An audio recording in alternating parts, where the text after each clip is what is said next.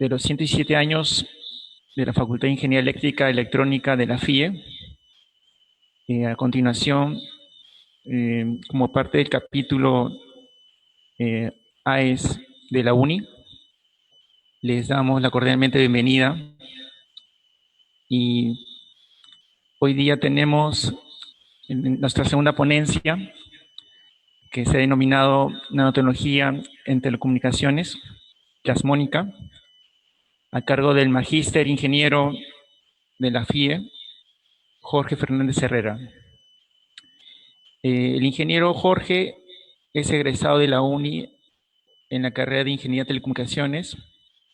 Ha desarrollado una maestría en Ingeniería Eléctrica en UNICAM, en el área de Telecomunicaciones y Comunicaciones Ópticas. Actualmente es becario del programa Ciencia Activa de CONCITEC y realizando su doctorado en el área de biosensores plasmónica en lo que es UNICAM. Ha sido miembro estudiantil y también representante de OSA de UNICAM, y también ha sido presidente de Triple Photonic Society en 2020. Primero, nuevamente, agradecerle al ingeniero Jorge por esa disponibilidad para poder estar presente en esta semana de aniversario. Y muchas gracias más bien también a los asistentes, porque también buscamos estrechar ese vínculo entre estudiantes y egresados para que puedan orientar mucho mejor si en caso uno está interesado en hacer investigación o algún programa de posgrado.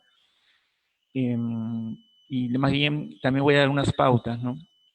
Es importante que todos apaguemos nuestro micrófono. También al final va a haber una ronda de preguntas, así que si tienen preguntas los pueden dejar en sus comentarios. Y bueno, a continuación le dejo la palabra al ingeniero Jorge Fernández. Adelante. Gracias, Víctor. Gracias, muchachos del capítulo estudiantil de Aeroespacial y Sistemas Electrónicos, por la invitación. Para mí realmente es un gusto poder acompañarlos y poder difundir un poco el tema que estamos viendo en el laboratorio del grupo donde pertenezco, que es el Departamento de Comunicaciones del UNICAM, sobre el tema de nanotecnología en telecomunicaciones plasmónica. Bien, voy a empezar a compartir mi pantalla.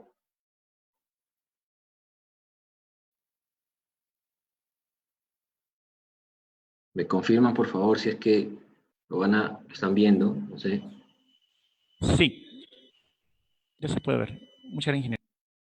Ok, entonces, bueno, el tema de hoy día que voy a compartir un poco para conversar es sobre el tema de nanotecnología en las telecomunicaciones, que es parte de las nuevas tendencias que estamos teniendo. No porque no se esté utilizando, sino porque están apareciendo nuevas técnicas y nuevos componentes y dispositivos basados, por ejemplo, en el tema de la plasmónica para poder aumentar la capacidad de transmisión y poder hacer un poco más robustos los sistemas de comunicaciones, pensando ya en redes 5G para adelante. Este es el índice, me confirman si pueden verlo, si no se ha quedado atorado. Ese es el índice que vamos a tener el día de hoy. Vamos a conversar primero de los guías de modos de ondas ópticos, luego sobre el tema de la conversación que son los plasmones, un poco de los fundamentos, un poco de las aplicaciones de cómo se está viendo, y finalmente un poco de la experiencia personal que yo tengo en este campo de la investigación, que siempre es bueno difundir y bueno conversar porque causa interés, de cómo se puede hacer investigación desde la ingeniería, desde las ciencias, yendo a otros países o participando de una comunidad científica. La opción de investigar que tenemos tanto los científicos, los que estudian ciencias puras, como también los ingenieros, podemos realizar. Bien, entonces comenzamos con el tema de guías de onda ópticos. Nosotros sabemos que debido a las altas demandas de tasa de transmisión, anchos de banda, conectividad, tamaño de usuarios, por ejemplo, y extensión de la red de comunicaciones, las tecnologías ópticas son una realidad, ¿no? O sea, a partir de los años 90 que aparecieron los amplificadores ópticos junto con la fibra óptica, la integración de los láseres, la miniaturización de los dispositivos, el desarrollo de la microelectrónica, ha podido hacer realidad el despliegue a nivel mundial de una red óptica ya robusta, ya que permite tener acceso prácticamente a todos los rincones del planeta, salvo los lugares geográficos más accidentados que llega de otra forma, Pero todo esto se basa básicamente en el principio del confinamiento de la luz, que permite, obviamente, es el principio de operación de una fibra óptica. Y el principio de confinamiento de luz se basa en, obviamente, fundamentos físicos, tratando de analizar la luz como un rayo. Es decir, la luz se propaga en un medio con un índice de refracción N1 llamado el core, un núcleo de un guía de onda, rodeado de un medio N2, que es el cladding, que tiene un índice de refracción menor. Y recordando la ley de Snell, podemos decir de que el ángulo de incidencia de un rayo que viene de un medio que tiene mayor índice de refracción de otro medio a donde está llegando, en este fenómeno existe algo llamado que es el ángulo crítico, es decir, en cierto ángulo de incidencia, a partir de cierto ángulo de incidencia, empezando con 0 grados, en donde va a haber prácticamente reflexión y transmisión, hasta 90 grados, en donde la luz está llegando de forma rasante, va a haber un ángulo a partir del cual este rayo va a quedar atrapado en este medio y no va a poder tener ninguna señal transmitida en el medio de menor índice de refracción a partir de la ley de Snell. Esta existencia de este fenómeno permite que nosotros podamos confinar la luz y utilizarlo en medios como fibras ópticas, por ejemplo, y guías de onda ópticos en general. El contraste de índice, que es la diferencia entre los índices de refracción del núcleo con el cladding que rodea este núcleo, es un elemento importante y un parámetro que nos permite distinguir cuán miniaturizado puede ser esta estructura. Entonces, con un mayor contraste de índice yo puedo conseguir concentraciones mayores, y con un menor contraste de índice generalmente las concentraciones o la dimensión del núcleo va a ser mayor. Por ejemplo, pensemos en una fibra óptica, ¿no?, que tiene unas dimensiones más o menos del núcleo de unos 10 micrómetros y un cladding de unos 125 micrómetros, a diferencia de lo que sucede en un chip, donde tenemos guías de onda rectangulares y el contraste de índice entre el núcleo y el cladding de un guía de onda en un chip es mayor que la de una fibra. Por eso también tenemos una miniaturización y unas dimensiones mucho menores en un chip. Entonces, ¿qué es un guía de onda? Un guía de onda es básicamente una tubería óptica, una manguera, digamos así, en donde podemos nosotros meter luz en un extremo y sacar luz en el otro extremo. Y obviamente aprovechamos ese medio de transmisión para que en esa luz podamos mandar información. Una fibra óptica es un guía de onda, una guía de onda de silicio. La fibra óptica en este caso tiene una geometría redonda, ¿no?, una sección transversal redonda que es utilizada para grandes distancias de transmisión. Un guía de onda de silicio tiene una geometría de la sección transversal es rectangular, que se utiliza para transmisión dentro de un chip, que también tiene una historia, ¿no? Se podría conversar de eso, de las condiciones de fabricación, de por qué es así, qué facilidades hay, inclusive tal vez de hacer un guía de onda de sección transversal redonda en un chip, que es bastante más complejo y por lo tanto no es muy comercial, pero sí se utiliza para investigar algunas técnicas de multiplicación avanzada, por ejemplo, ¿no?, hacer guías de onda cilíndricos en un chip. Pero bueno, un modo de propagación, en resumen, es el perfil de un campo eléctrico estacionario en la sección transversal. Por ejemplo, si nosotros tenemos aquí un guía de onda rectangular, tenemos el modo, que es generalmente tiene un perfil senoidal, ¿cierto?, en donde la mayor cantidad de energía se concentra en el interior, considerando el modo fundamental de propagación, que es el que es por excelencia en aplicaciones de telecomunicaciones de larga distancia, y tenemos una dirección de propagación. Entonces, excitamos el modo en un extremo del guía de onda y vamos a tener ese modo atenuado, obviamente, y un poco debido a la dispersión, ensanchado también a la salida del guía. Pero en el caso de fibras ópticas, este modo se mantiene casi igual por muchos kilómetros. Y en el caso de guías de onda de chips, dado otra geometría, otros materiales, otra relación en la relación de dispersión y bueno, en el contraste de índice, la atenuación es mucho mayor, pero para las dimensiones que dentro de un chip obviamente no te mide ni siquiera metros ni centímetros, ya es a nivel de milímetros y micrómetros, se tiene una pérdida muy aceptable para el procesamiento y toda generación, manipulación que un chip óptico hace a la luz dentro de los guías de onda.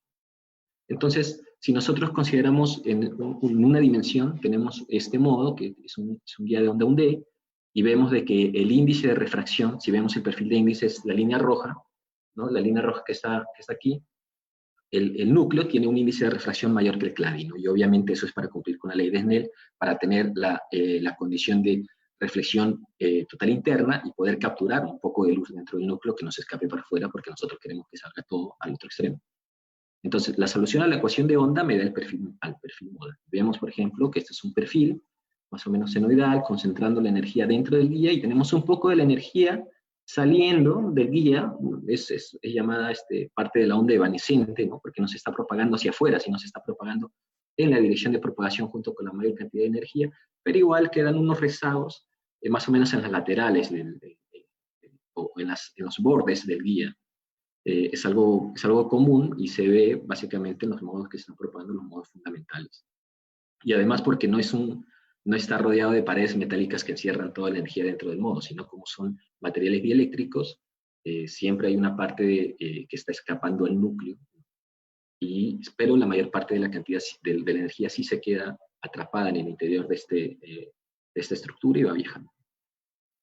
Si nosotros queremos tomar una foto, se utiliza este método, ¿no? Que es la UNAMISC, tomar una foto por un microscopio electrónico Garriga de un guía de onda, porque a nivel del rango de telecomunicaciones ya sabemos cuáles son las dimensiones que debe tener un guía de onda, es aproximadamente unos 500 nanómetros de ancho por unos 220 nanómetros de espesura o de alto, y esto lo vemos usando este tipo de herramientas. Y ahí vemos, en esta parte de acá, en esta gráfica, espero que ustedes estén viendo la flechita de mi mouse, este es un guía de onda, ¿no? Este es dentro de un chip, ¿no? Este es un guía de onda de tipo strip, de silicio rodeado por sílica, que es óxido de silicio. Y con este guía de onda, que es un elemento simple, que ustedes piensan que, bueno, sería solamente para llevar la luz de un punto a otro, en realidad se pueden hacer varias geometrías y se puede hacer a partir de eso bastante procesamiento y bastantes cosas sobre la luz que está viajando en estos guías de onda. Y de esta forma podemos manipularla para, por ejemplo, modularla, filtrarla, amplificarla inclusive ya fuera del chip, controlar la polarización, controlar la fase, que obviamente es introducir información.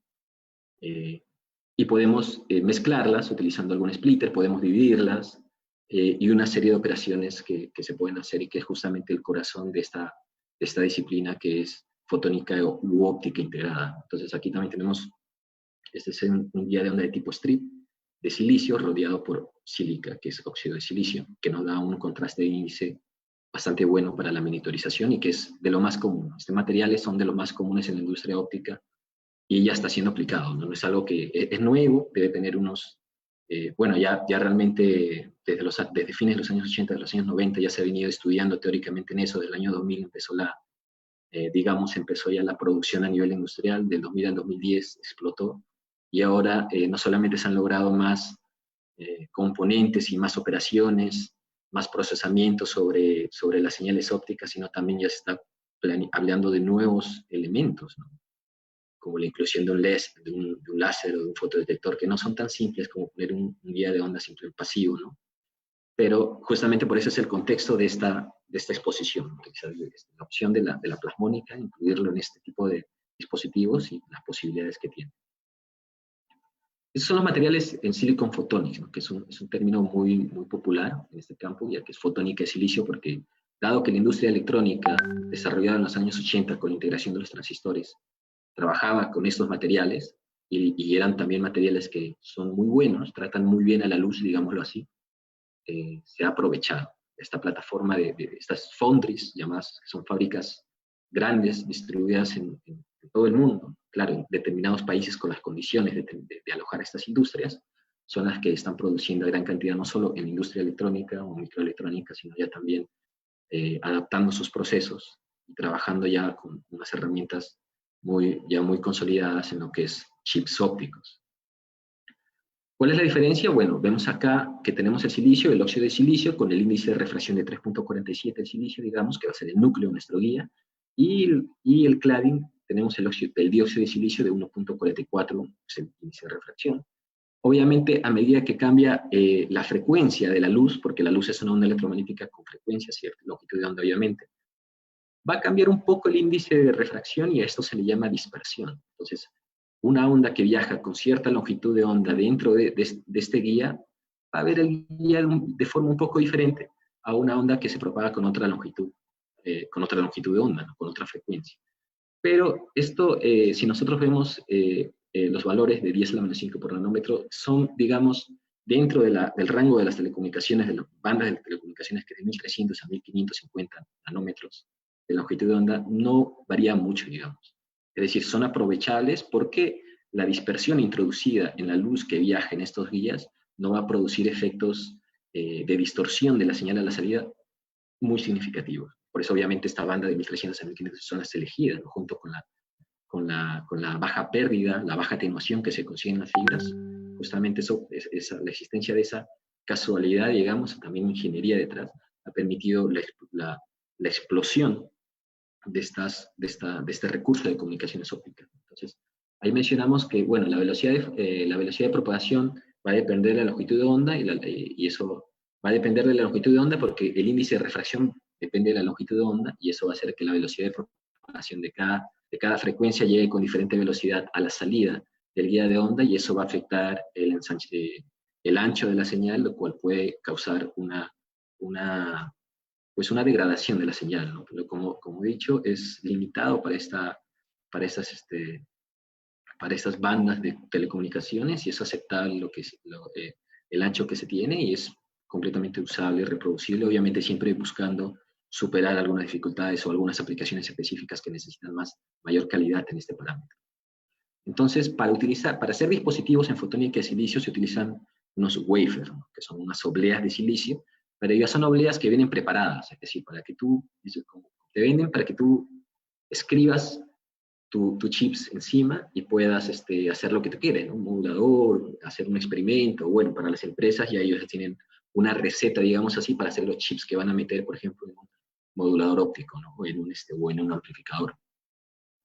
Entonces, estos wafers son cristales de silicio, con un grosor que va entre 50 a 3000 nanómetros, son obleas multiproyectos, estandarizados en 220 nanómetros de espesura, que justamente para aplicaciones de telecomunicaciones también está enterrado básicamente el dióxido de silicio, que es lo que da la estabilidad, el soporte y la dureza, digamos, al substrato, y un cladding también de protección encima del guía de onda, es decir, encima del silicio para protegerlo, y te viene así, y al momento de escribir nosotros nuestro chip tenemos que hacer el procesamiento fotolitográfico, por ejemplo, para procesar este wafer. En esta diapositiva se puede ver que estas son las obleas de silicio que mencionaba hace un momento, ¿no? Tenemos el substrato de silicio enterrado, unos 725 micrómetros, por ejemplo, casi 1 milímetro, ¿no? O sea, son gruesos, digamos, y en la parte de arriba se encuentra el óxido de 200 nanómetros, y encima el silicio, el dióxido de silicio tiene unos 2000 nanómetros, o 2 micrómetros, por ejemplo, más o menos. Y el silicio es donde se va a hacer el núcleo de nuestros guías de onda, tiene una altura de 220 nanómetros, que justamente es la dimensión que ya se había calculado, se había previsto, que se va a tener para esta tecnología en el rango de las comunicaciones ópticas. Entonces, para hacer chips de comunicaciones ópticas en tecnología fotónica, los wafer SOI, ¿no? Que es silicio enterrado en dieléctrico, caen como anillo al dedo, digamos. Pero hay diferentes tipos de guía de onda. Entonces, el tipo de onda tipo strip, que es como un canal rectangular exactamente, y el tipo de onda tipo cresta, digamos, que es rip en inglés, que tienen unos coeficientes de atenuación similares, más o menos, una atenuación de 2 a 3 dB por centímetro, que obviamente un chip no te mide 1 metro, ¿no? Un chip te mide menos de 1 centímetro, es más o menos aceptable. El desafío de la pérdida es básicamente en el acoplamiento de la fibra al chip, ¿no? Y también estos guías de onda son usados, por ejemplo, para enrutamiento, este tipo de onda strip es usado para enrutamiento, para curvas cerradas, presenta un buen confinamiento y bajas pérdidas en curva. En cambio, el RIP no es tanto así, pero tiene otras utilidades, como por ejemplo, que es usado para dispositivos que requieren contactos eléctricos. Entonces, si queremos hacer un componente en una oblea de silicio que tenga características optoelectrónicas, hay un montón de literatura, y nos va a convenir más también llevar en cuenta la opción de que nuestro guía en una porción de nuestro chip tenga esta geometría, porque va a ser más factible de usar, de ser susceptible a cambios en un campo eléctrico, por ejemplo. Bien, cuando uno generalmente lleva un curso de diseño en fotónica de silicio, las primeras clases son orientadas a entender cómo se propaga un modo dentro de un guía de onda tipo strip. Entonces, en esta imagen, en esta diapositiva, pueden ver justamente un guía de onda de este tipo, y podemos ver la sección transversal con colorcitos rojo y azul, que indican obviamente mayor cantidad de energía por el rojo, menor cantidad de energía por el color azul, y la sección transversal es más o menos como se había indicado en las primeras diapositivas, ¿no? O sea, una especie de onda de perfil senoidal. Si nosotros hacemos una línea, vamos a tener un perfil senoidal en el centro, con el máximo en el centro del vía de onda. Y bueno, tenemos, por ejemplo, esos son los modos, ¿no? Por ejemplo, este sería un modo TM, el primero que está arriba, y el de abajo sería el modo TE.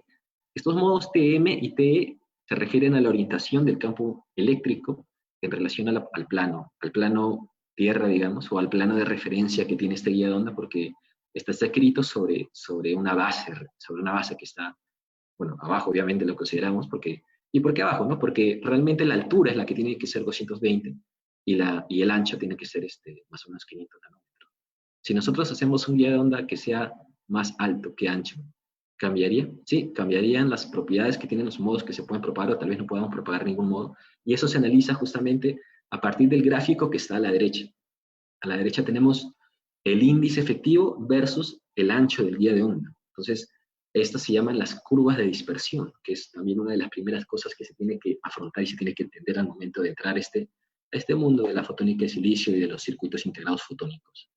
Cuando nosotros tenemos una dimensión rectangular con cierto ancho, considerando siempre 220, en este caso, como dice en la parte de arriba del gráfico, si nosotros vamos ensanchando, vamos a tener la aparición de ciertos modos. Por ejemplo, el TE.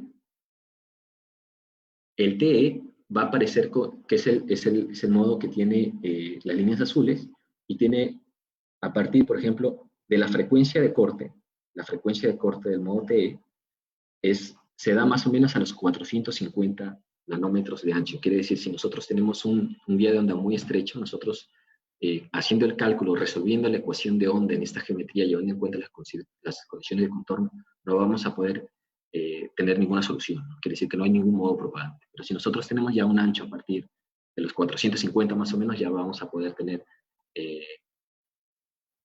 un modo propagante, y el índice efectivo mayor va a ser el del modo TE, ¿cierto? El modo TE va a tener un índice efectivo mayor, uno menor va a ser el modo TM, ¿no? Que es el transversal magnético, y el modo TE todavía no está apareciendo, el modo TE de segundo orden, porque nosotros podemos tener modos TE y modos TM de varios órdenes, tanto el modo fundamental como los modos de orden superior. Entonces, si generalmente nosotros queremos un guía de onda monomodo, nosotros nos quedamos en unos 450 para que el modo T de orden superior, que es el modo T de primera orden, porque el modo T azul es el modo T fundamental, el modo T de primer orden no aparezca, entonces queremos que nuestro guía sea mono. Si nosotros queremos que sea tal vez con dos modos T, tendremos que ensancharlo no solo hasta 500, tal vez hasta 600 o 700. Estamos tranquilos para que pueda aparecer el modo T de segundo orden. Y bueno, también tenemos el modo TM de primer orden, que son como modos degenerados con el modo T. Pero nosotros podemos diferenciarlo y solamente tener un modo T, a pesar que el modo TM también puede existir según la orientación que nosotros podemos dar a la luz al momento de apuntar hacia la entrada de este guiado. Si es que nosotros tenemos una cierta orientación del campo eléctrico de entrada, podemos excitar el modo TE, y si tenemos otra orientación, podemos excitar el modo TE. Entonces, la pregunta es, ¿cómo puedo excitar un modo?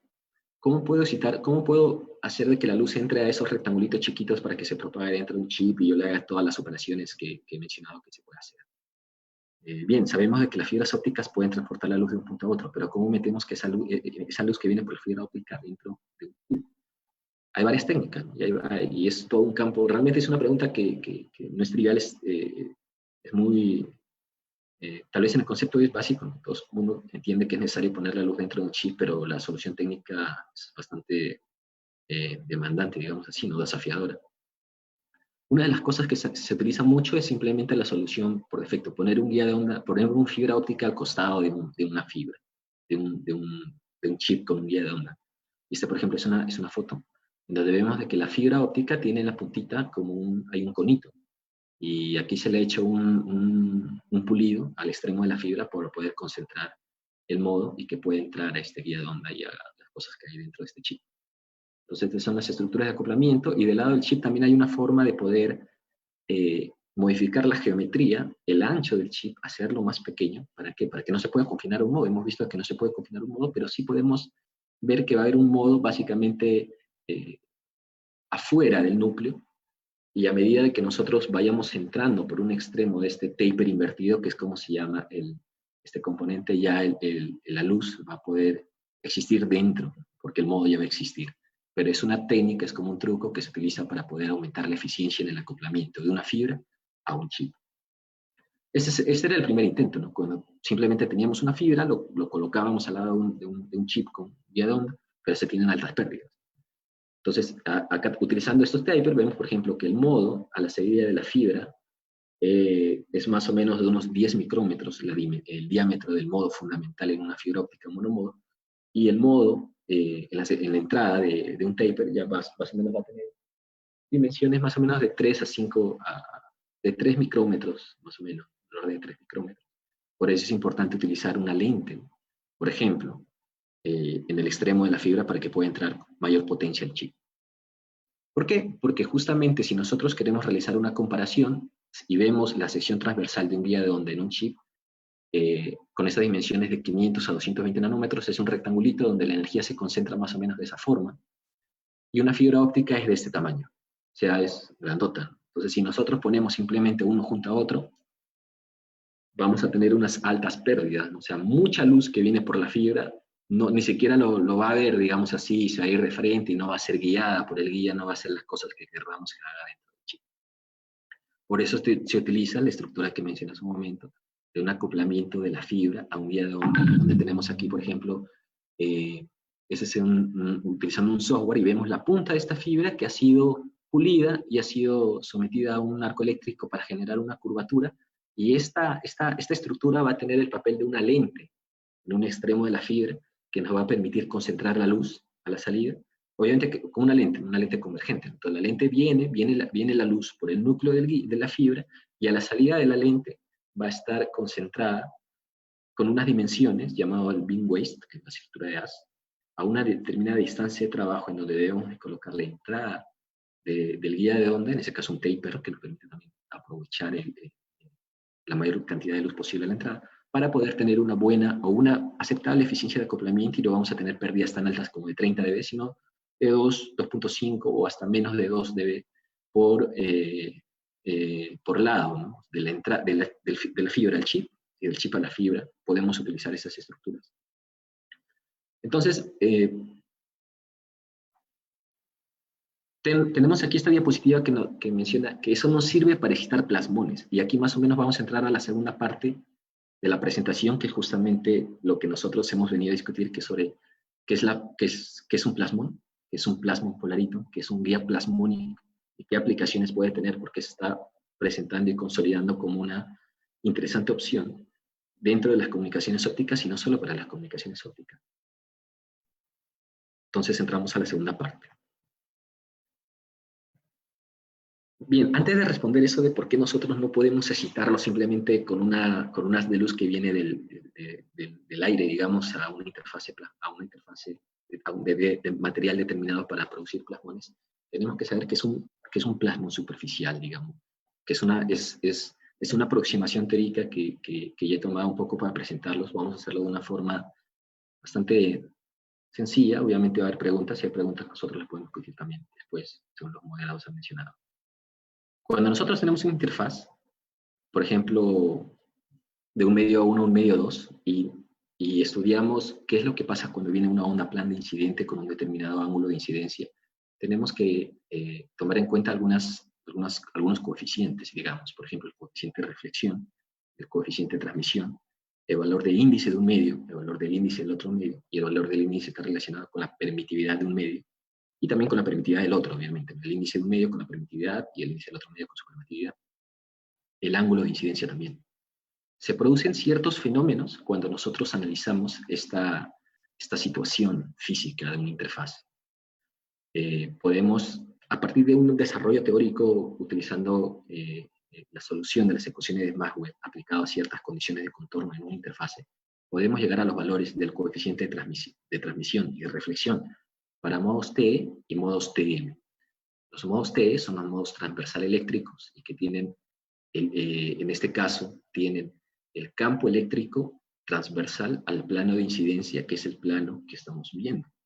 Y los modos TM son aquellos modos que tienen el campo magnético transversal al plano de incidencia que nosotros estamos viendo. Y en esos casos, para el caso del modo TM, tenemos un coeficiente de reflexión indicada por esta letra ρ, que está expresada como una función tanto de la constante de propagación de las dos ondas en el sentido perpendicular al plano de interfase, con la función dieléctrica de un medio y de otro medio, mediante esa expresión, ese coeficiente. Si nosotros resolvemos las características principales de esta ecuación para calcular los polos y los ceros, nos vamos a topar con soluciones interesantes. Para el caso de los plasmones, nosotros igualamos el denominador a 0. Y el denominador a 0 nos lleva a esta situación, que es la constante de propagación perpendicular al plano de interfase en el medio 2 por la permitividad del medio 1 va a ser igual al negativo de la constante de propagación perpendicular en el medio 1 por la función eléctrica del medio 2, juntamente con estas otras dos ecuaciones, que son justamente simplemente la separación del vector de propagación entre el componente Z, ¿no? Que es componentes paralelos y perpendiculares al plano de la interfase. Vamos a poder llegar a la solución, si es que a la solución de cierta onda que cumple con todos estos requisitos. Para el caso para el caso TM, el caso de X, que es justamente el eje paralelo, el eje que sigue la línea de interfase, el KX va a ser igual a 0 de esa nueva etapa del estado de emergencia. Las dos permitividades divididos entre la suma de las dos permitividades. Entonces, nosotros sabemos de que esto puede cumplirse cuando la raíz sea positiva. Y hay un caso particular que es lo que nosotros nos interesa, es cuando el producto de estas dos permitividades sea negativo y la suma también sea negativa. Entonces, cuando tenemos un medio dieléctrico, generalmente la permitividad es positivo, ¿no? Por ejemplo, el índice de refracción del aire es 1, del vacío también, ¿no? Del agua es 1.33, del silicio 1.45, no, 3.45, disculpa, el dióxido de silicio 1.45, lo hemos mencionado, usado para fibras y tal. Pero cuando uno de los medios es un conductor en cierta banda, en ciertos niveles de frecuencia, tenemos que la permitividad es negativa. Y es muy negativa, bueno, suficientemente negativa, mucho más negativa que lo positivo que son los dieléctricos. Entonces, en esas condiciones tenemos de que el caso X también es real. Y tenemos una solución llamada justamente plasmones de superficie, es decir, es una onda que se está propagando en el interfaz y tiene componentes evanescentes, tanto en un medio dieléctrico como en el otro medio metálico. Entonces, el caso X es más o menos, digamos, el vector de onda, ¿no? La constante de propagación en el sentido de propagación de nuestra onda. Y bueno, está dado por justamente eso, el caso observado por la raíz cuadrada del producto dividido entre la suma de las funciones dieléctricas o la permitividad eléctrica. Entonces, bueno, si es que nosotros consideramos que un medio es el aire, la permitividad 1, y el otro tiene una permitividad que puede ser negativa, y esta expresión, que es 1 menos la frecuencia de plasma entre la frecuencia de la señal al cuadrado, se deriva de la teoría a partir de digamos, de la teoría de Drude de los metales, ¿no? Porque es la teoría del gas de electrón libre. Entonces, esta teoría nos permite estudiar las funciones dieléctricas de los metales que tienen propiedades muy interesantes. Obviamente, diferentes propiedades para diferentes frecuencias. Entonces, a lo que vamos es que nosotros podemos representar, haciendo una serie de operaciones matemáticas, un intercambio de variable. Todo esto lo van a encontrar en la bibliografía, por ejemplo, lo podemos explicar también. La frecuencia en función de la constante de propagación. Este gráfico que nosotros vemos aquí a la derecha es la famosa relación de dispersión, es muy utilizada para poder analizar los modos que se pueden propagar en ciertas geometrías. Cuando nosotros resolvemos la ecuación de Maxwell, la condición de onda, a partir de las condiciones de frontera de esta determinada geometría, con los valores de las dimensiones, los valores de la permitividad, ¿no? Los índices de refracción, vamos a llegar a cierta relación de dispersión, que nos van a indicar los modos que se pueden propagar, o las características generales de las ondas que pueden propagarse en ese medio, en ese caso particular. Entonces, nosotros vemos acá, en el eje X, vemos la constante de propagación en el sentido de propagación, y en el eje Y tenemos la frecuencia angular, ¿no? Que es obviamente direccional a la frecuencia. Y vemos una línea recta, que es la línea de vacío, en donde estas tienen una relación lineal, ¿no? Que es obviamente dada por la velocidad de luz en el vacío, que es porque la constante de propagación es obviamente omega entre c, ¿no? Que es la relación que conocemos, relación de dispersión también.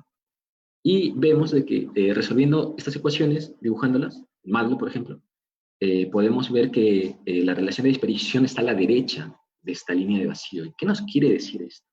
Nos quiere decir que a cierta frecuencia, por ejemplo, en cierto punto en el eje vertical, ¿no? Vamos a encontrar primero la relación de dispersión del vacío, el valor de la constante de propagación de esta onda viajando en el vacío, que viajando en el modo plasmónico. Entonces eso me quiere decir que yo no voy a poder excitar una señal que viene propagándose en el vacío o en el aire directamente, porque digamos así, no voy a poder tener la fuerza suficiente para poder excitar al plasma.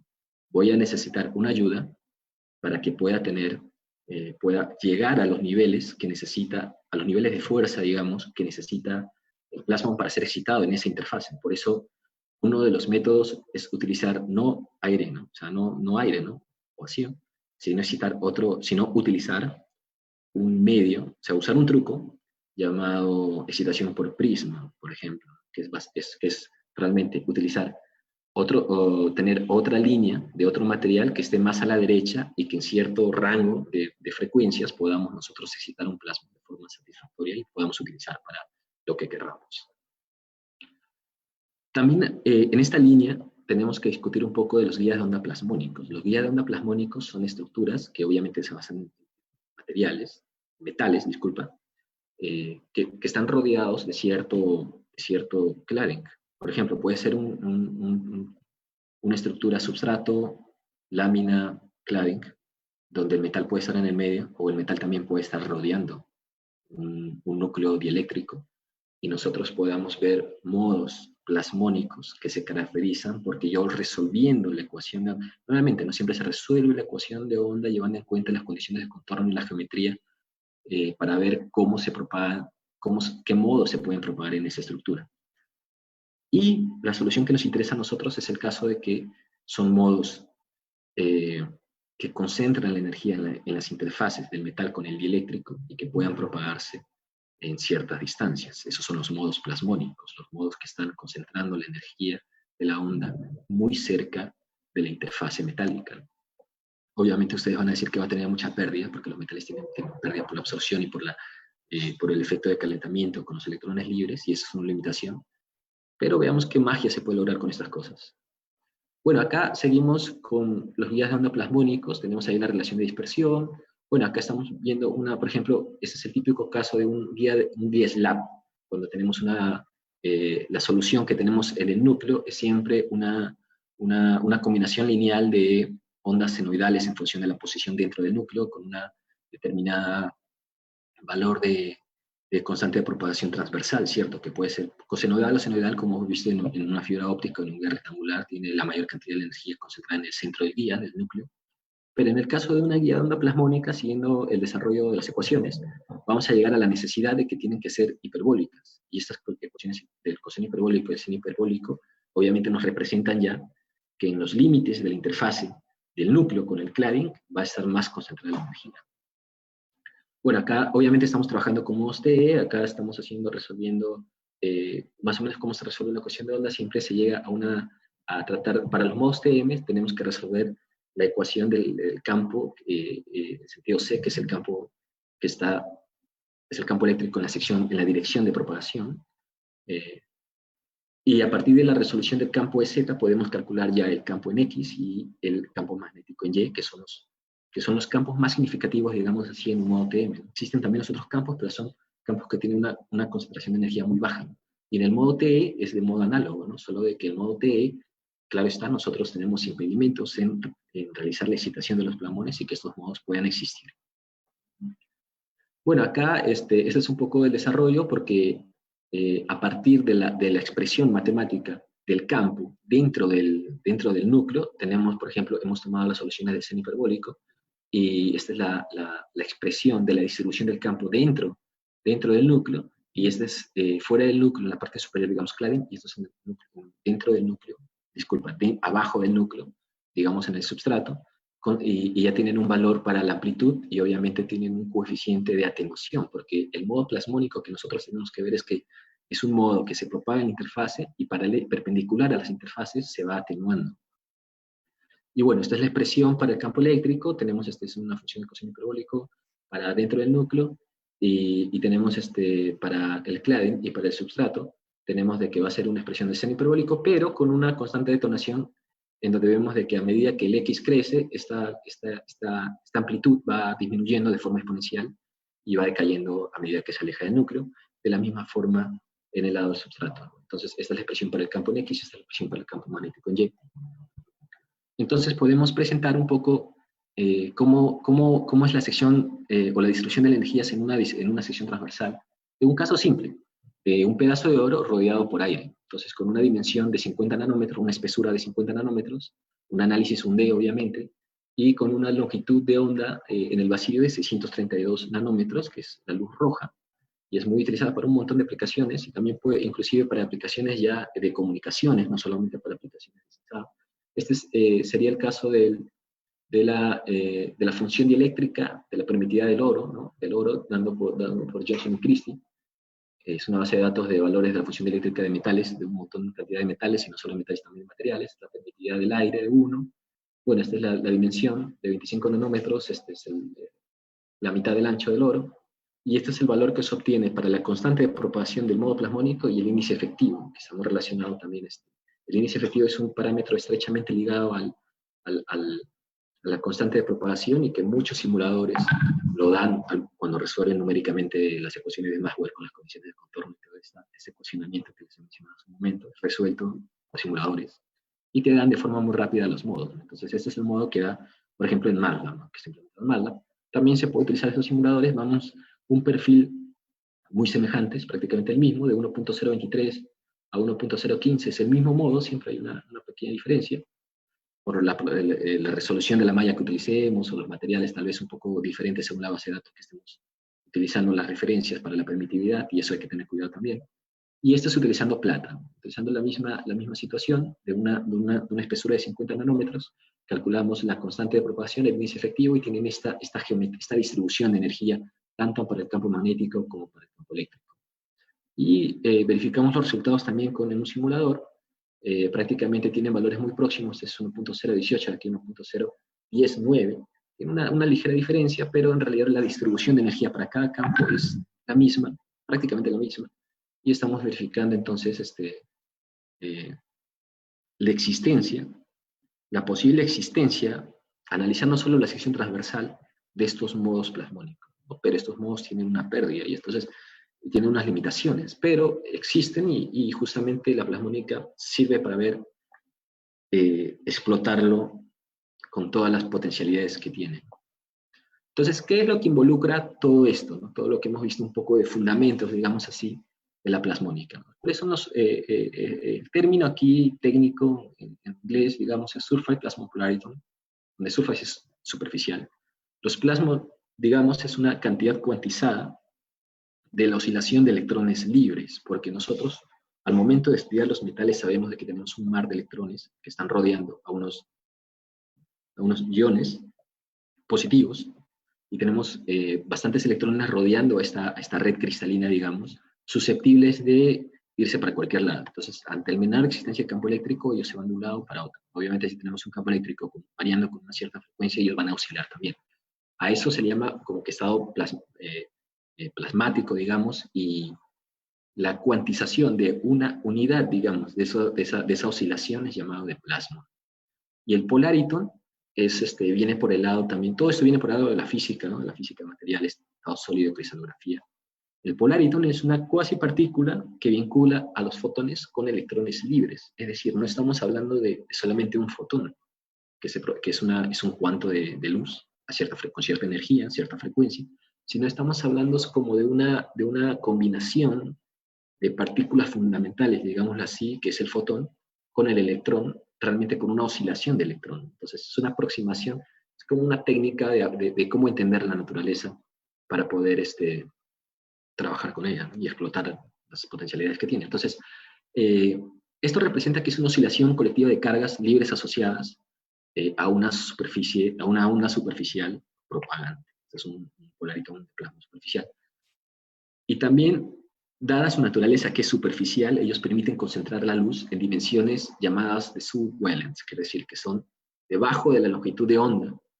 Muy por debajo de la longitud de onda ellos consiguen concentrar la luz. Y esta propiedad es prácticamente como que el núcleo de esta tecnología, porque si nosotros no queremos aprovechar el confinamiento y la alta capacidad de concentración por debajo del límite de difracción que tienen las estructuras plasmónicas, no le estamos sacando provecho a la tecnología. Entonces, para esto se utilizan materiales libres, materiales con cargas libres, disculpa, que son los metales, generalmente el oro y la plata. El oro pues, tiene presenta un gran perfil, digamos, una resonancia muy específica y de mucha utilidad. Y también la plata, que el oro es un poco más estable, la plata tiende a oxidarse, pero la plata está siendo, digamos así, protegida con otros materiales como el grafeno para poder mantener una resonancia y una aplicabilidad muy potente en el campo de la plasmónica. Y también los metamateriales. Los metamateriales son materiales que no se encuentran en la naturaleza, sino que son fabricados por el hombre y que exhiben propiedades diferentes.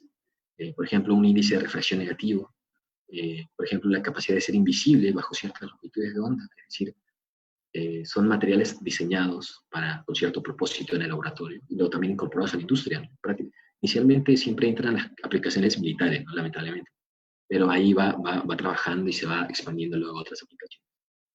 Entonces, vuelvo a repetir, entonces, esta capacidad de concentrar la luz en tan pequeñas dimensiones potencia la capacidad de integración y de miniaturización trabajando en el dominio óptico, y es lo que nosotros queremos aprovechar para usarlo en una variedad de aplicaciones, obviamente en telecomunicaciones como discutir, y también en muchas otras aplicaciones que son muy interesantes. Entonces, si nosotros queremos tomar una foto de esto, esta es la geometría de la estructura metálica.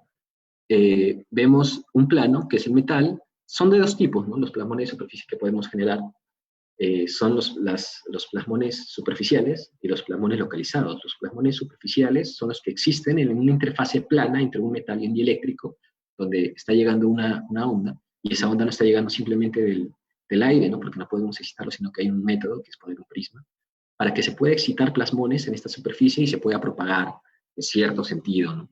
Con cierta dirección. Entonces, la energía, como vemos aquí el perfil del campo eléctrico, la amplitud del campo eléctrico está concentrada cerca de la interfase y se va atenuando hacia adentro del dieléctrico y también se va atenuando más rápidamente dentro del metal. Y en esta segunda imagen, la de abajo, podemos ver el caso de polariton plasmónicos localizados, en donde se trabaja con nanopartículas de metal cuyas dimensiones son mucho menores a la longitud de onda de la luz, que estamos hablando de 400 a 700 nanómetros, o 350 a 700 nanómetros más o menos. Muy por debajo, digamos, del orden de 100 o 50 o 10 nanómetros, a nivel teórico se trabaja con eso, se están sintetizando nanopartículas cada vez más pequeñas, con diversas geometrías, y en estas partículas ellos generan unos plasmas localizados que tienen unas propiedades muy interesantes y que logran una amplificación de campo enorme en la superficie de estas bolitas de metal o las cositas de metal que se pueden sintetizar. Entonces, ¿cómo puedo excitar los plasmones superficiales, los polariton plasmones superficiales, si es que no puedo incidirlos desde el aire? Bien, el truco que mencioné que se utilizaba hace un momento es justamente utilizar medios que tienen un índice de refracción mayor al del aire y que permitan excitar o permitan llegar a valores de la constante de propagación del plasmón que se va a generar entre el metal y el dieléctrico, por ejemplo. Entonces, si yo tengo un prisma que tiene un índice de refracción generalmente de 1.5, que es los prismas ópticos más usados con cierto tipo de cristales que son de los más comunes, puedo excitar el plasmón entre el oro y el agua, o el oro y el aire, ¿no? El oro y el aire y el oro y el agua, que justamente es un gran potencial para poder usar estos plasmones como sensores, por ejemplo. Sensores del índice de refracción del medio que está en contacto con el metal.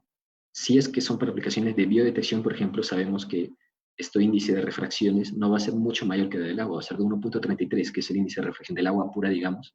Y si es que nosotros lo utilizamos para una biodetección, no va a llegar a más de 1.34, porque las concentraciones son muy mínimas. Entonces, estos índices de refracción, que están muy ligados al valor de la constante de propagación, al índice efectivo del plasma que se propaga en esta interfase, puede ser alcanzada, puede ser conseguida utilizando estos prismas ópticos, y es precisamente el principio de funcionamiento de varios sensores plasmónicos. Entonces, al lado izquierdo tenemos la llamada configuración de Kretschmann para acoplamiento, en donde el prisma está al lado del metal y abajo del metal está el dieléctrico. En el lado del medio está el prisma, pero abajo del prisma no está el metal, sino abajo del prisma está como que el aire o un medio que yo quiera sensar, y abajo del aire está el metal que va a producir los plasmones, ¿no? La fuente de cargas libres, y abajo está un dieléctrico. También podemos excitar excitar plasmones de otra forma, sin usar prisma, pero usando un truco especial que se llama utilizar rejillas de difracción. Cuando yo llego con una luz hacia las rejillas de difracción, vemos que la luz se dispersa, ¿cierto? Pero esta dispersión, que son ondas propagantes con diferentes valores de vectores de onda o de constante de propagación, tiene una relación que está relacionada a llamada la constante de Grage, constante de rejilla de difracción, que depende de la geometría y depende de los materiales que está hecho. Y yo la puedo diseñar específicamente para que una de estas luces dispersadas con esta rejilla pueda excitar el plasma superficial y se pueda propagar sin la necesidad de utilizar un prisma. Es un poco más caro porque se necesita cuestiones de nanofabricación para diseñar y fabricar estas nanoestructuras, ¿no? O nanoestructuras, que usar un prisma, ¿no? Pero también da una ventaja en la integración de los componentes y es muy utilizado, por ejemplo, para cuestiones de telecomunicaciones. Para cuestiones de telecomunicaciones, por ejemplo, se están viendo ya aplicaciones como las nanoantenas. ¿Por qué? Porque dentro de un chip, la comunicación de antenas no es solamente viajar por el espacio libre de una casa a otra casa o de hacer un radioenlace de algunos kilómetros, sino también utilizarlo a nivel de chip y a nivel de intrachip, porque dentro de una estructura de una placa electrónica se está teniendo ya varios chips con varios procesadores que requieren transmitir información a altas tasas porque está realizando el procesamiento de la información. Y no necesariamente tienes que tener un medio guiado para poder hacerlo. Tenemos, obviamente, a nivel electrónico, son las pistas electrónicas con niveles de tensión de corriente según la tecnología TTL o MOS que se está utilizando, pero también guías de onda ópticos, donde puedo pasar las mangueritas que mencioné al inicio dentro de un chip, pero también podemos utilizar, digamos así, no guías, sino antenas plasmónicas que puedan concentrar la luz y puedan tener alta directividad para llevar esta información de un punto a otro punto, haciendo una alta concentración y sin necesidad de pasar por un guía plasmónico que tiene la limitación de introducir pérdidas para escalas grandes, pero para escalas menores pueden ser pérdidas aceptables. Como mencioné, más o menos más de 100 micrómetros, más de 200 micrómetros, ya se tiene una atenuación considerable en los guías plasmónicos, por lo que es la principal limitación de hacer chips completamente plasmónicos. Estamos viendo a la plasmónica como una herramienta complementaria a la tecnología óptica y que puede ser funcional para potencializar la integración de los circuitos ópticos, circuitos fotónicos, e inclusive hacer una convivencia más potente entre la electrónica o las conexiones eléctricas con las tecnologías ópticas. Tenemos, por ejemplo, acá en la figura A, una nanoantena dipolo, en la imagen B, la llamada una nanoantena ya guiuda, ¿no? Que es para tener una mayor directividad, aumentar la directividad, la ganancia, ¿no? En la figura C tenemos es un diseño de pi antena con nanosfera. Es decir, han sido desarrollados varios diseños que tienen dimensiones nanométricas de guías plasmónicos para que estos puedan terminar en cierta ubicación, en cierta geometría, y esta luz pueda ser irradiada por esta geometría para que pueda ser captada por otro guía plasmónico, ¿no? Que es un concepto de antena con dimensiones muy, muy optimizadas. Por ejemplo, en el lado E tenemos antena tipo bocina que reproducen un poco la geometría de las antenas macroscópicas que nosotros podemos ver también, ¿no? Que tienen obviamente ciertas aplicaciones, según la frecuencia que estamos utilizando, la geometría de la antena cambia. Aquí tenemos guías de onda plasmónicos con un desfasador, que también puede tener el papel de antena para propagar la información de un lugar a otro sin tener que pasar por toda la guía plasmónica. Esta es una tipo de antena corbata. En la figura H es una antena plasmónica cruzada simétrica para poder tener un lóbulo potencializado en la sección transversal del dispositivo, ¿no? Del componente. Ya también están existiendo los moduladores plasmónicos. Por ejemplo, en el lado A tenemos una representación de un modulador Mach-Zehnder, que es el típico esquema de un modulador optoelectrónico, en donde tenemos un guía de onda en donde se divide en dos, y uno de los brazos está sujeto, por ejemplo, a un campo eléctrico que va a variar el índice de refracción del brazo y va a causar un desfasaje que puede producir una interferencia constructiva o destructiva a la salida cuando se vuelve a funcionar con el otro bracito, y puede generar una modulación de ceros y unos, por ejemplo, y obviamente modulación de fase también.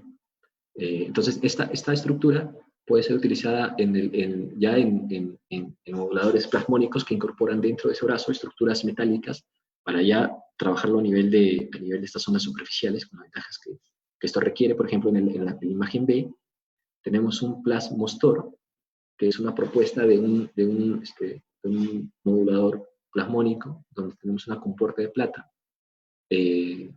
guías de silicio, de sílica, y en esta interfase, en esta estructura, donde tenemos varias capas, más o menos de metal, también dieléctrico y metal, podemos producir, según los niveles de corriente, niveles de ondas plasmónicas que puedan transmitir información.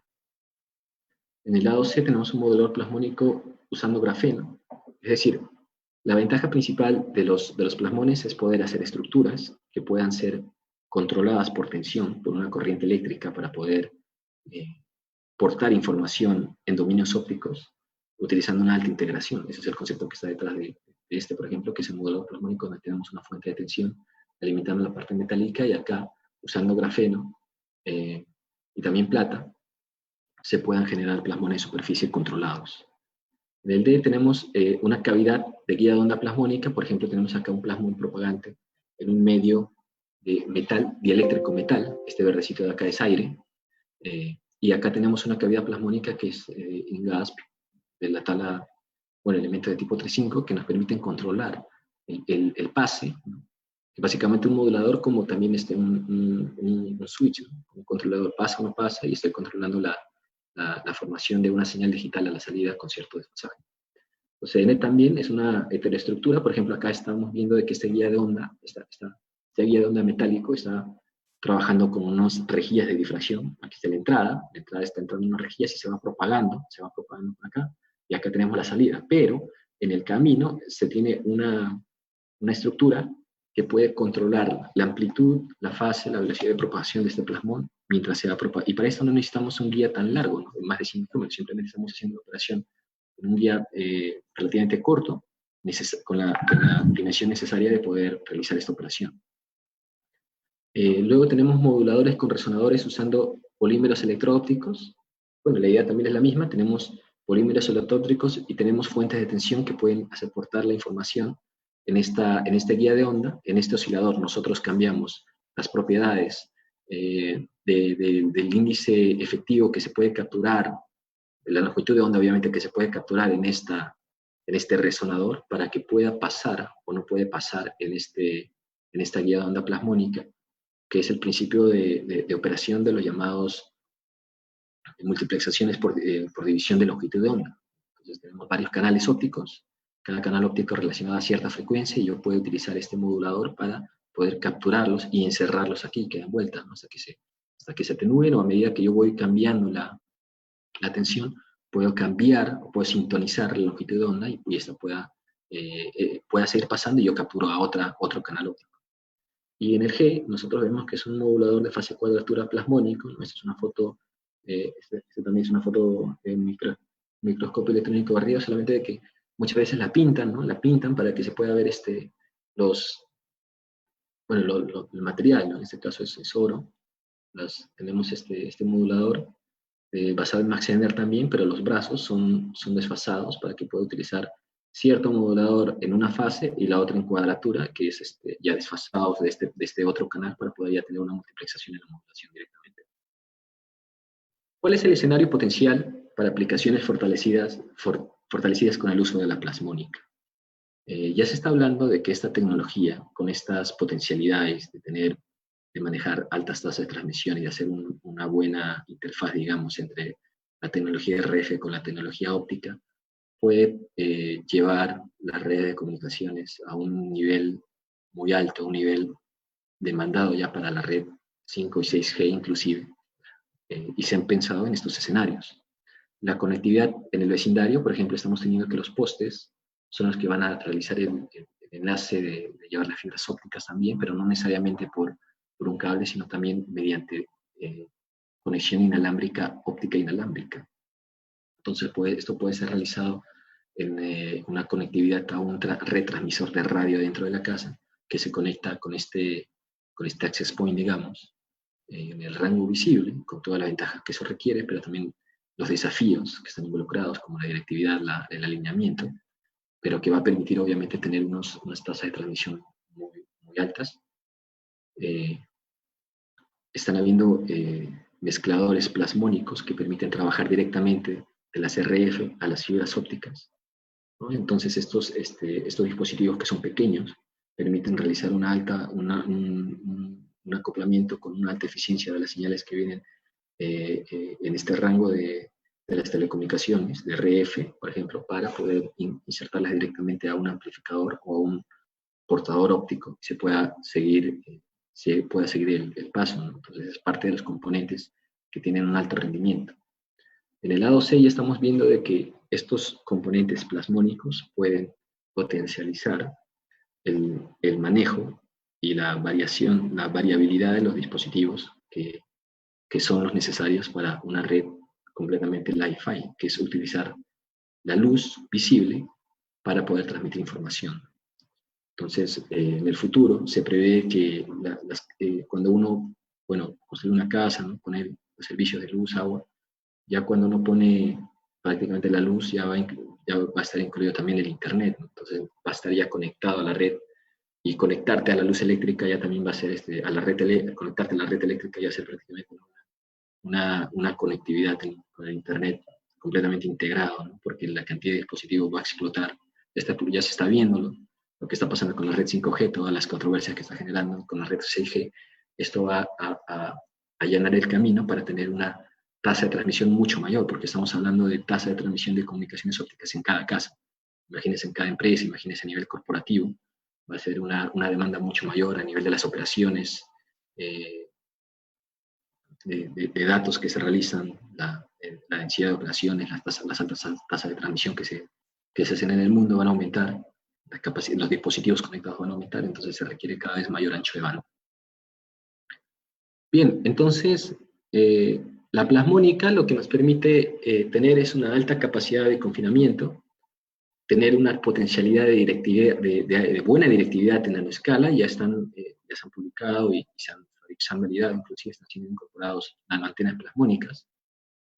El desafío, se puede decir, es un poco para la fabricación en masa, porque estos dispositivos requieren de partes metálicas en ciertas específicas regiones, bajo ciertas geometrías específicas, que no es muy, digamos, afín a las foundries, que son las que fabrican los chips ópticos en grandes cantidades, pero que están siendo sí superadas por grupos de investigación que están viendo la posibilidad de sustituir los metales por metamateriales o por cierto tipo de cerámicas que tienen propiedades similares a los metales en las longitudes de onda ópticas, que son lo que nos interesa. Entonces, estos son elementos clave para las redes de comunicaciones 6G. Y eso no lo digo yo, ¿no? Eso lo está diciendo ya una serie de artículos que están siendo publicados, tanto en nanoantenas, tanto en lo de plasmónica, naturalmente, sino también ya en reportes científicos y en reportes de hacia dónde va la industria a nivel de más de 5 a 10 años. Entonces, las redes de telecomunicaciones 6G permiten unas tasas de transmisión en el orden de terabits por segundo, y van a necesitar un mayor número de dispositivos. Entonces, los elementos plasmónicos pueden aparecer tanto en los dispositivos finales, por ejemplo, en las antenas celulares cada vez menores, cada vez más miniaturizadas y más eficientes, con mayor capacidad de procesamiento dentro de los procesadores de celulares, digamos. Inclusive no solamente sirve para transmitir información, también las componentes plasmónicas sirven para hacer imaging, para hacer integración de cuestiones de sensoriamiento en un celular, por ejemplo. Entonces también va a estar presente en las redes de fibra óptica, tenemos los moduladores, los mixers, van a estar presentes en diversos niveles diversas capas de una red de telecomunicaciones, en las estaciones base, ya hemos mencionado, y en la comunicación inter y intrachip. Dentro de un chip se puede, dadas sus dimensiones, tener una potencialidad donde podemos incluirlas para diferentes procesamientos de la señal. Entonces, los componentes plasmónicos ya están siendo, que vienen siendo publicados, están siendo ya diseñados, fabricados y probados para diferentes niveles y componentes que se requieren en cada uno de estos, digamos así, de estos espacios dentro de una red de telecomunicaciones. La investigación en plasmónica, estimados, es una potencialidad que va un poco más allá de solamente las aplicaciones en telecomunicaciones. Realmente hay una variedad. Este fenómeno de concentrar la luz en regiones por abajo del límite de difracción genera unos campos de estudio bastante grandes. Inclusive se está utilizando para analizar cómo se producen estos plasmones en nanoestructuras periódicas para someter a prueba algunas teorías físicas, ¿no? Como el espacio temporal, los efectos del caos espaciotemporales en las regiones en los hotspot, ¿no? Que son las regiones de mayor intensidad de energía de un arreglo de estructuras periódicas, nanobolitas de metal, por ejemplo, ¿no? También es el primero, ¿no? Excitación de plasmones en nanoestructuras periódicas para diferentes estudios, ¿no? En física fundamental, por ejemplo. Guías de onda para plasmones superficiales, que es un poco a lo que nos interesa en el lado de las telecomunicaciones, es ver cómo puedo mandar información con la menor atenuación posible, con la mayor integración o con nuevos materiales para poder hacer nuevas aplicaciones en nuevos dispositivos.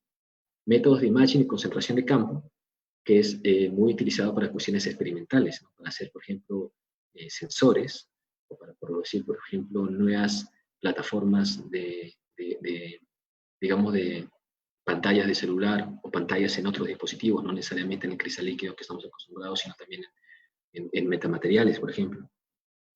También se estudian técnicas para simulación de plasmones, porque hay dificultades en cuanto a poder usar simplemente un simulador o tener una aproximación analítica de las señales ópticas con este tipo de materiales en estas escalas. Entonces siempre es un campo de investigación, las aproximaciones numéricas que podamos tener, tanto en software como son aproximaciones semi-analíticas como las soluciones completamente analíticas para aumentar la eficiencia en el diseño de los componentes. Bueno, la caracterización experimental de varias cosas. Los plasmos de superficie sirven para hacer sensado, para hacer biosensado, para hacer mejorar la detección Raman, por ejemplo, que es un efecto que se utiliza para analizar componentes dentro de alguna muestra, utilizando excitaciones electromagnéticas, ¿no? Y bueno, esa sería la parte técnica que yo quería mencionarlos, quería compartirlos. Y este es un poco lo que voy a hablar, es la experiencia, ¿no? También que estoy teniendo para poder hacer investigación, mostrar que es bueno hacer investigación en ingeniería, es una opción interesante. Esta presentación es para los muchachos de la FIE, ¿no? Y también de todas las facultades de la UNI, ¿no?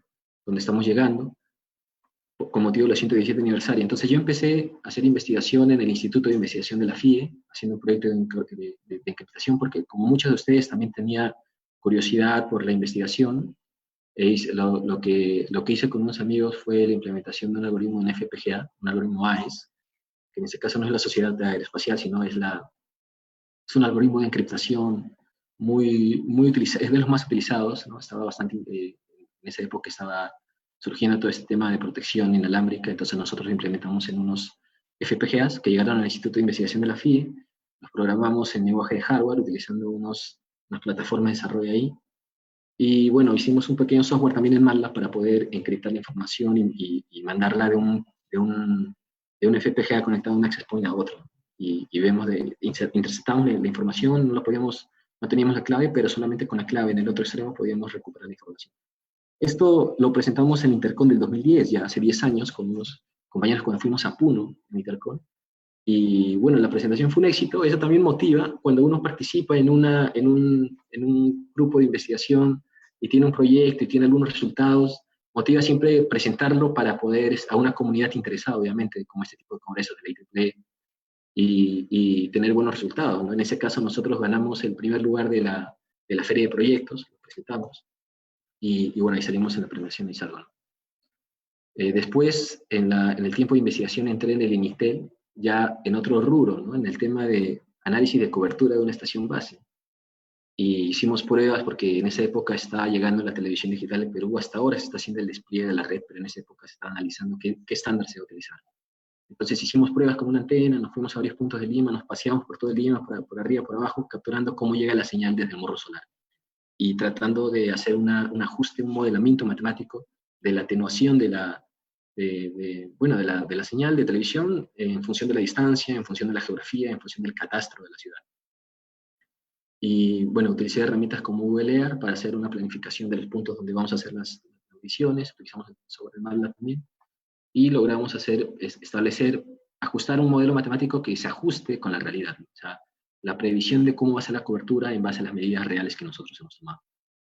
Este estudio me permitió ya un poco salir del país, ¿no? Yo pude venir al 30 Simposio Brasilero de Telecomunicaciones, en el año 2012, con este artículo sobre justamente el estudio de la propagación de la televisión digital en Lima, y aproveché en venir a la Universidad de Campinas, donde conocí a mi orientador, el profesor Hugo, y bueno, me pareció una oportunidad muy interesante. Yo estaba bastante encaminado en el tema de la investigación, me había interesado, tenía resultados, lo presentaba, y me pareció interesante esa área, continué por ahí.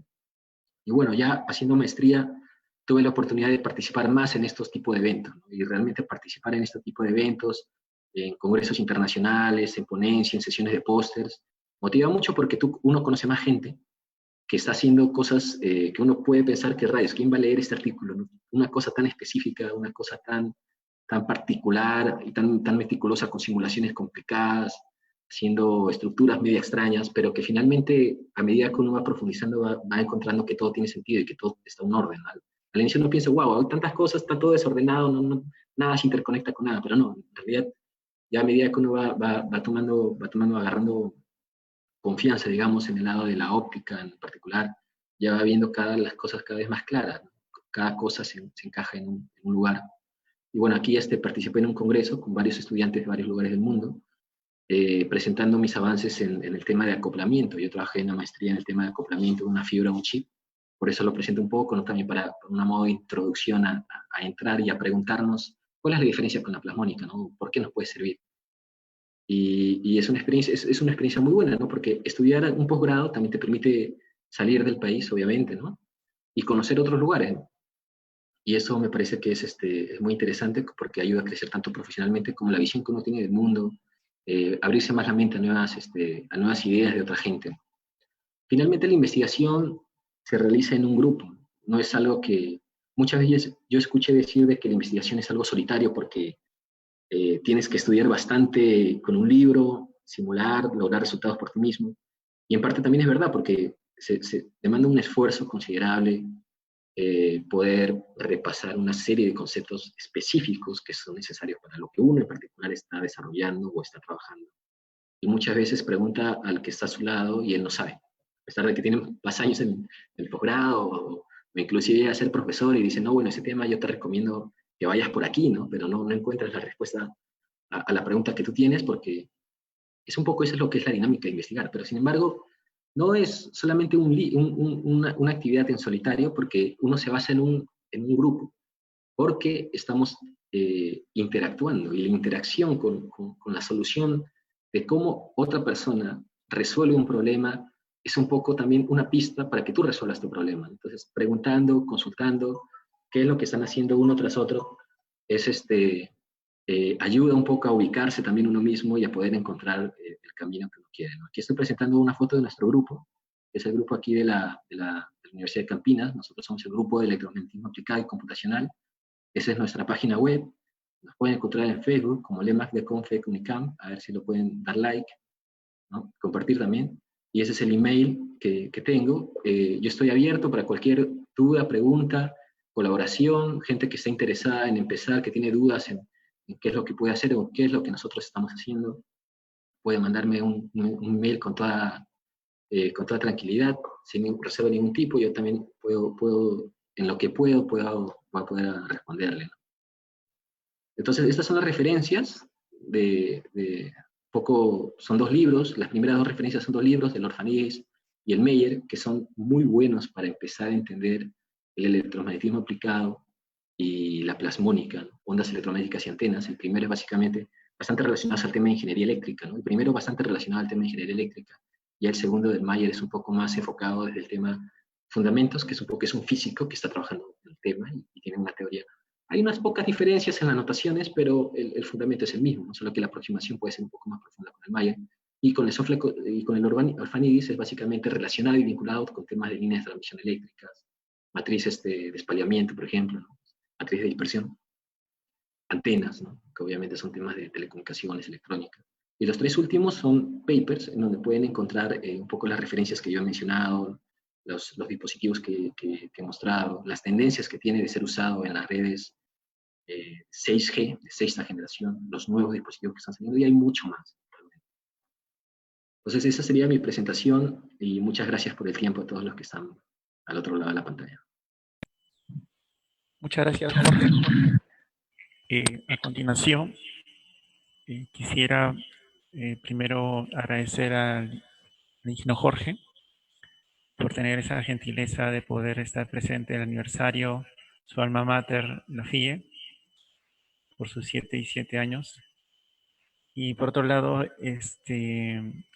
lo que yo al menos dejaría algunas preguntas es a Jorge, es conociendo la realidad de la facultad, de la FIE, conociendo la realidad de la UNI, ya teniendo toda esa experiencia, ¿de qué manera él ve estos nuevos retos que hemos tenido, ¿no? Frente a la pandemia?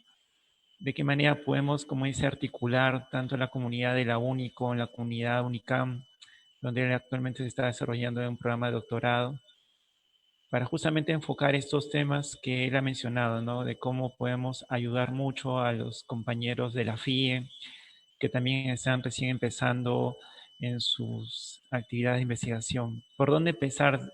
Es lo que quisiera de repente pueda comentarnos algo breve, ¿no?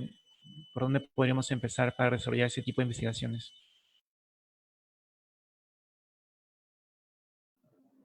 Ya, yo creo que la forma en que podemos empezar cualquier vínculo de la UNI con cualquier grupo externo académico, inclusive no académico, es estando organizados.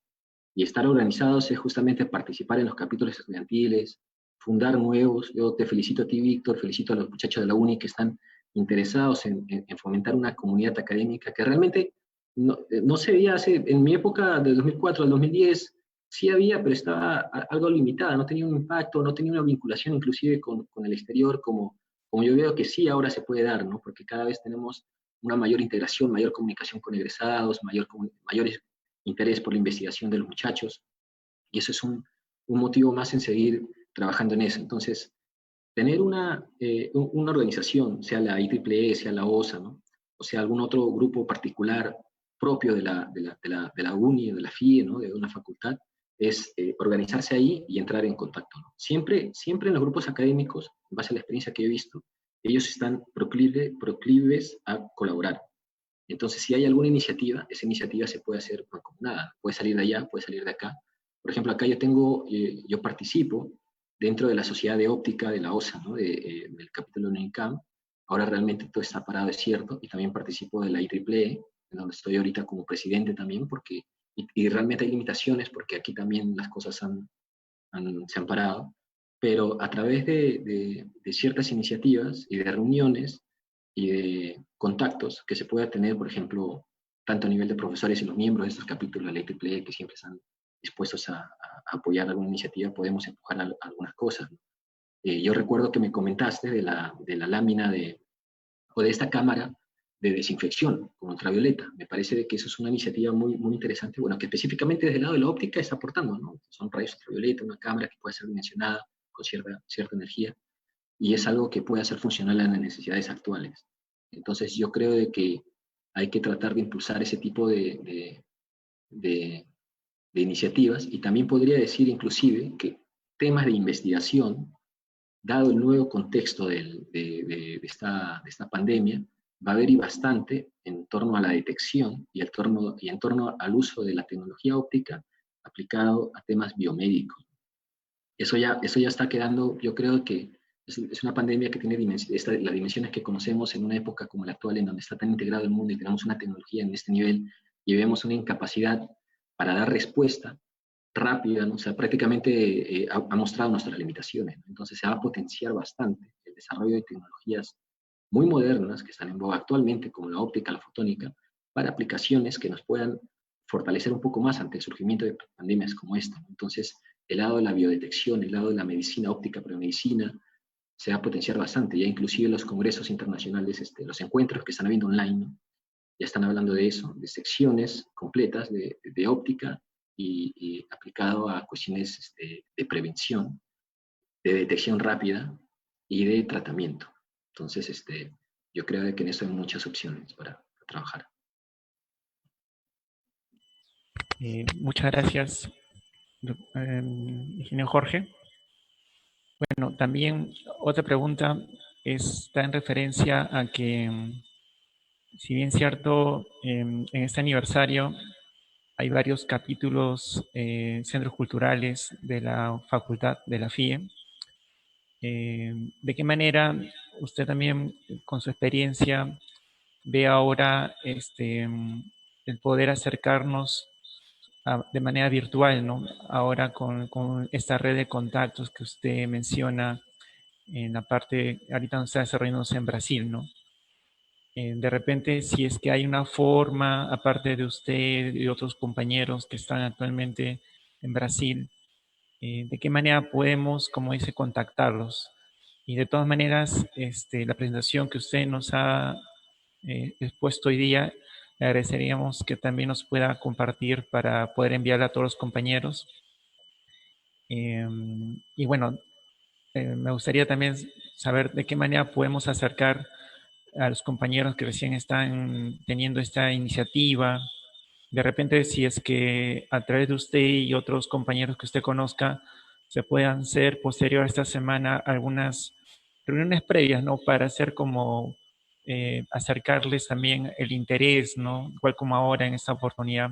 Y sobre todo, no perder los contactos que usted menciona, ¿no? Yo veo que usted ha presentado primero una ponencia en Brasil, luego sale estos contactos para hacer luego la maestría, y es como que un escalamiento, ¿no? Que va gradual de a poco, ¿no?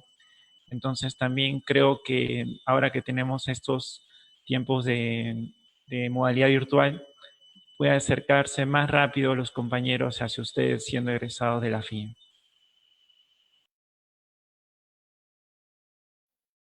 Claro, Víctor, yo creo de que lo que tú mencionas es esa experiencia personal que yo he vivido es básicamente algo bastante tipo típico, digamos, porque justamente a medida que uno va terminando la universidad y va entrando a su área de trabajo, ¿no? De interés también, va empezando a conocer personas y va empezando a poder profundizar, llevar cursos y contactándose siguiendo la línea en donde se está desarrollando, ¿no? En el caso de investigación es análogo, porque estamos saliendo de la universidad, empecé a encontrar el grupo donde yo estoy trabajando, ¿no? Yo empecé, realmente, como expliqué, yo empecé más en el lado de interconexiones wireless, comunicación inalámbrica, pero luego entré más por el lado de las comunicaciones ópticas porque me interesaban las capacidades de transmisión que tenía. Y ahora terminé, inclusive el doctorado que yo estoy haciendo es en el lado de sensores plasmónicos. No plasmónica aplicada a telecomunicaciones precisamente, pero sí plasmónica aplicada a biosensores en particular. Entonces, es como un camino que los investigadores van desarrollando y obviamente es importante que puedan tener contactos con personas que trabajan en el área. Aquí yo voy a mandarte mi presentación donde está mi email. Estoy abierto a recibir cualquier inquietud por ahí, cualquier sugerencia o pregunta para que puedan contactarse utilizando estas plataformas online que tenemos, porque ahora ya, como tú mencionas, ¿no? Ya no, en realidad de pandemia nosotros podemos empezar nuestras reuniones o nuestro trabajo mancomunado vía Zoom, ¿no? Vía estas plataformas, y yo creo que podemos hacer buenas cosas si es que nos organizamos, nos reunimos, vemos algunas iniciativas y empujamos las cosas, porque eso son iniciativas que necesitan gente, ¿no? No solamente una persona, sino varias personas involucradas que le pongan ganas, así como ustedes que están ahí, para poder lograr y poder avanzar, ¿no? La idea es desarrollar, desde el lado de investigación, la idea es empujar un poco la ciencia, ¿no? La ciencia es algo enorme, entonces, para una sola persona uno empuja un poquito, pero lo empuja mejor si es que va acompañado, ¿no? O sea, suena bien, pero en realidad es una realidad, no es algo de que es un cliché. En realidad es así, yo ya lo estoy viendo en la experiencia, y yo creo que estoy a disposición de usted, Víctor, de los chicos, los compañeros de la uni, para poder seguir, y los que puedan contactarse de cualquier lugar del mundo para poder seguir dando un apoyo y un soporte a las iniciativas.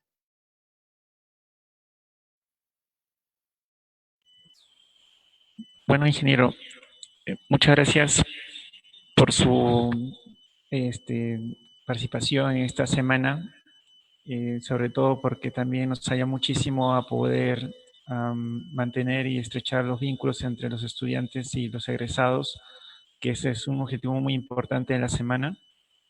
Y bueno, creo que por el momento no tenemos más preguntas y más bien le agradecería a usted que pueda dar unas últimas palabras de cierre del evento y sobre todo también agradecer a todos los asistentes hoy día de manera a través del aula Zoom o también de la plataforma de Facebook, donde también podrán encontrar la grabación de este video.